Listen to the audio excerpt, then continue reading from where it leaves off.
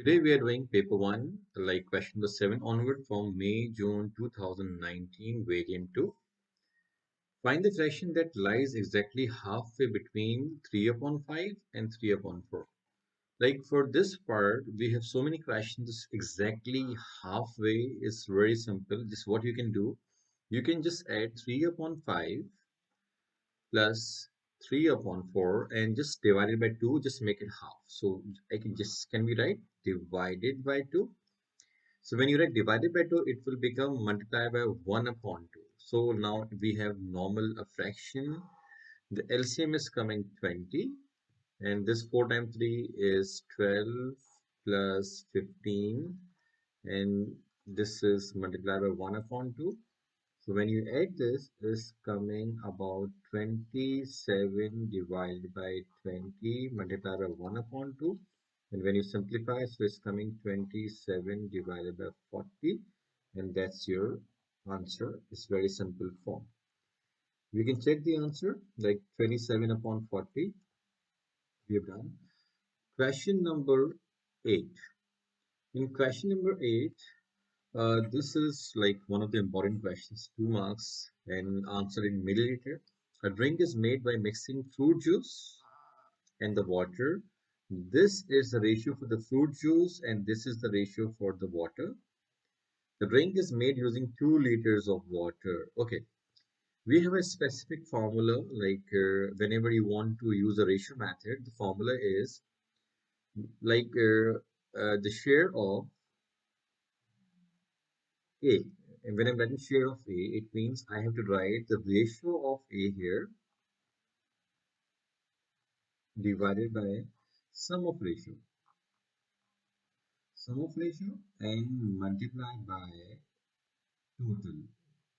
So like if this formula, if you know this formula is very simple to do. Drink is made using 2 liters of water. So share means 2 liters of water is equal to ratio of water is 5 divided by sum of ratio is 3 plus 5 is 8 and multiply by total.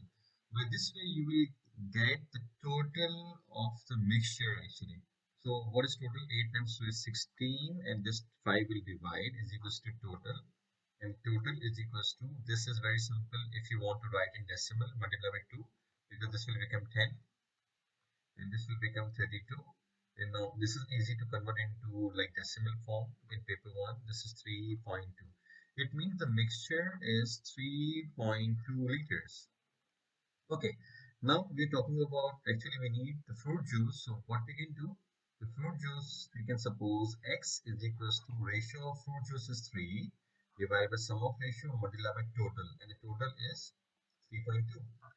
So this 3.2, when you want to write in like fraction, you can remove this decimal and write 10 here. 8 times 1, 8 times 4, 32. This is coming 12 upon 10, and when you write in decimal, it will be 1.2 liters. So we got the like fruit juice in liter. When you convert into milliliters, multiply by 1000. So this 1000 decimal will move 3 steps forward. So it's coming 1200 milliliters, and that's very important part. And we have done. You can even check the answer. It's coming 1200 exactly. Moving to the next part, this is about the speed time graph or the distance time graph, but this is about the speed time graph. Yeah. Okay. This is speed. And this is time. For this purpose, I have used one of the notes, like from my notes I have taken here. Like a speed time graph, we have a for constant speed, the graph is like this. Increasing speed means uniform acceleration. Constant acceleration, the graph is like this. So we have like I have shown here 5. So let's see. The first part is given here. A car start from rest. Rest means the first point is here. Rest. It moves with constant acceleration. This is very important. Constant acceleration for 20 seconds until it reaches to speed of 15 meter per second. Where is 15 meter per second? 15 meter per second is here. This is 15. Okay. Now, actually, when you are talking about constant acceleration, I should move to my like notes. This is called the constant acceleration. This The graph is always, this is fixed graph in speed time graph. So it means I have to move from this 0, 0, and for 20 second means this 20 second. This is the second point, and this is the initial point. When I join this, this is called the first graph. This is the first, like the constant, like this. We have to do like this. This is fixed. Okay. Second thing, it moves. It then moves at a constant speed for 40 seconds. Like 40 seconds, 1, 10, 20, 30, 40. This is 40 seconds till here. Okay. So constant speed was like here. We can see decreasing at rest running. This is the constant speed. Yeah, this is the constant speed. The graph is always like this. So just what we have to do, we have to just move this line from this point to till here, and thus we have done. This is the simple graph. For this purpose, you should know this how we can learn a sketch of distance time graph and the speed time graph. Then we can do it. Okay, moving. Okay, next part is calculate the acceleration. Okay, this is most important part. When in acceleration, when you have distance time graph, remember the gradient. The gradient is called the acceleration. This is very important. This should be noted down. Just find the gradient. For example, the gradient of this line is zero. It means the acceleration is also zero. There is no acceleration. So, but they ask the acceleration for first 20 seconds means they are talking about this one, this part. Just find the gradient. And gradient is like we have two form. Like gradient is rise upon run,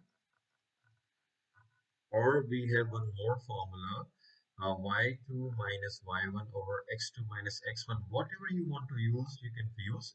So I want to use first rise upon run. 15 is rise here. 15 is rise and run is 20. So 15 upon 20, and when you simplify, is coming. This is acceleration, which is the gradient actually. So 5 times 3 and 4, and thus we have done. This is 3 upon 4 meter per second square, or you can even write in decimal 0.75. Okay, if you use this formula, no problem. This coordinate is 20 comma 15, and this coordinate is 0, 0, like, and 15 minus 0 divided by 20 minus 0, the answer will be same. Just check the answer. The 0.75, we have done the right one. Yes. One more thing I would like to say, the gradient in distance time graph is called the speed. So that's you should know. Okay. Uh, Sets, I have made so many videos about the topic of sets, the how we can share it. So you should watch like this video. I will write the like, in the description the link about the sets. Okay. This topic, when you're talking about write the shaded part, just observe one thing. Which part is not shaded? To complete Q. So it means I will just write here Q complement. Q complement means Q is not shaded. And this is like an outer part is also not shaded, and this P and R are shaded means I have to write P union R and with intersection. Like if we have Q complement except Q, Q is not there, but outer part, in outer part we have only P and R shaded, so this is the right answer. Or even you can write P union R and intersection with Q complement. Answer is coming exactly right. We can write Q complement first. There is no problem. Next part is a little bit tricky because we're talking about the irrational number. Okay, what are irrational number? First of all, X universal set is the positive numbers. All the positive numbers, like it can be not negative. All the numbers, everything. A is 9 to 10 means it can be 9.1, it can be 9.00001, it can be anything, but not 9 and not 10, in between 9 and 10. Okay. B is the irrational number. Remember, what are the irrational numbers? Irrational numbers are those numbers which cannot be written in fraction form, like in proper fraction or improper fraction. Like under root 2 is irrational number, pi is irrational number. This 22 upon 7 is like, this is, we made this for us to make a fraction actually. This is 3.14 to something. This is irrational number. And under root 3 is irrational. Under root 4 is not irrational because it will give us 2. So these all numbers are irrational number, like which we cannot write in proper fraction or in normal fraction. So write down the elements of A intersection B. A intersection B means your answer will be definitely the same because irrational number are all the positive numbers are possible. So your answer of A intersection will be again x such that x will be, your answer will be from 9 to 10, but they ask write down n element. We have to write one number. Okay, how we can decide a number? Uh, Please don't write 9.1 because 9.1 you can write 91 upon 110 is possible. No, the number should be, we cannot write in uh, improper or proper fraction. So one thing, I can take this example. When I multiply this 5 with 3, your answer will be that this is the right answer. Or you can write, okay, I would like to show you, this is, okay, this is exactly right answer. And I want to show you marking scheme of this paper for this part. And the marking scheme for this, yes, question number 10. Here you can see only this part, we have to just check it out. Uh, Only the minority of the candidates were able to give the correct answer in this part. The most answer being either a number in the range. That's fine. Please don't write like this. Don't write any number between 9 to 10 and decimal. Be careful, or less commonly. Irrational number. Those candidates who answered correctly usually choose a square root of the numbers between 91 and 99. This is possible. Because when you write, for example, when you write here, the under root of 81 is 9. That's good. So when you write under root of 82, this is accepted. Under root of 85 is accepted. And you write under root of 100 is coming 10. So we do not need 10. So under root of 99 accepted. So these all are possible answers. So that's why I'm just showing you the marking scheme. And 3 pi is also some here. This is 3 pi is also accepted.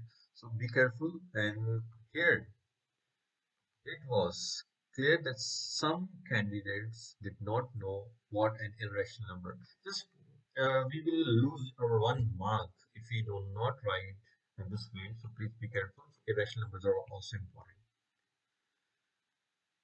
Simultaneous equation, we have so many methods for that actually, but my methods, I just use very simple method to solve simultaneous equation, not substitution, not elimination, because solve simultaneous equations means you can use any of the method.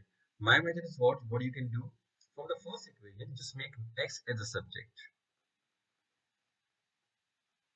If you write x as a subject, it will be minus 5 minus 4y and divided by 9. From second equation, you can make also x as a subject. So x coming like 6x is equals to 6 plus 2y and divided by 6. Both are equal to x. Now what you can do, you can equate these two equations like this. Minus 5 minus 4y upon 9 is equal to 6 plus 2y upon 6. Now it's very simple to do cross multiplication. And you can just get the answers. Just slowly doing that now. I have an option. I can cancel this 9 and 6 by 3. 3 times 2 is 6. 3 times 3 is 9. Now do cross multiplication. 2 with this 5. Because they asked to show all the working. 3, 6 plus 2y. Even I can take 2 common and cancel. But it's okay. 2 is minus 10. Minus 8y is equals to 18. And plus 3 to the 6y. This, when we shift this y in right hand side, is coming minus 10 minus 18 is equals to 6y plus 8, right? So minus 10 and minus 18 is becoming minus 28 is equal to 14y, and this 14 will be y. So minus 28 divided by 14 is coming y, and y is coming minus 2. Now substitute this value in any of the equation. So 6x minus 2, I'm putting this equation, minus 2 is equal to 6. 6x is equals to 6 and minus plus 4 is minus 4. No, to the 4 and is coming plus 4 is, and 6x is equals to 2 and x is equals to 2 upon 6, and then simplify 1 upon 3.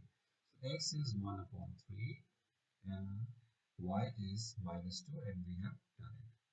So by this way we have done till question number 11, some explanation. I don't want to make my video very lengthy.